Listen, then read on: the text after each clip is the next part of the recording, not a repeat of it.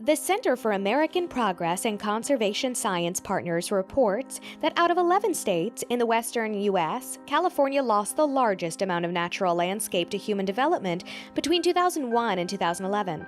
As California's population continues to grow and gradually encroaches on wildlife habitat, residents will have increased interactions with wildlife.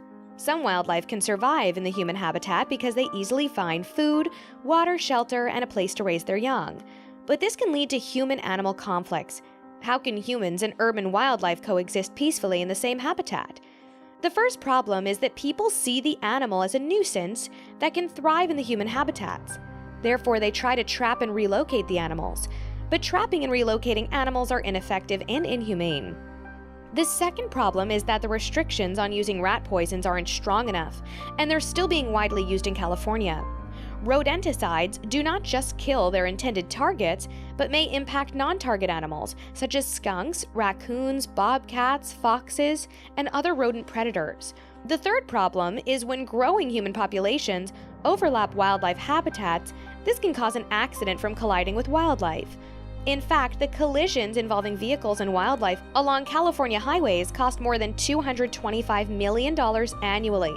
And the Bay Area is the #1 crash spot for roadkill, according to the University of California, Davis. What can be done to let humans and urban wildlife coexist in the same habitat without hazardous issues?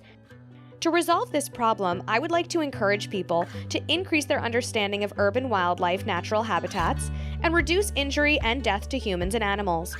People who live near the wild borders and children from 6 to 11 years are my audience, because it's necessary to know how to reduce damage on their properties, solve agriculture problems, and reduce safety risks while coexisting with wildlife. Here are the design opportunities. Information material.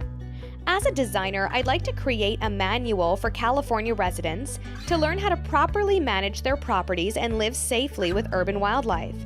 Also, I want to produce information material that supports legislation of restrictions on using rat poisons in California. Application.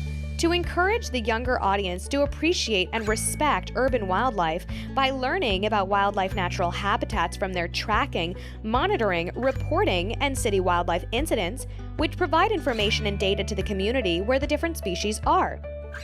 Campaign. According to the Finnish Reindeer Herders Association, the idea of using reflective paint can reduce accidents between humans and wildlife. While the United States has not yet followed suit, I'd like to investigate and encourage this solution in order to help significantly reduce the number of accidents. Coexisting with urban wildlife creates a good balance in the world.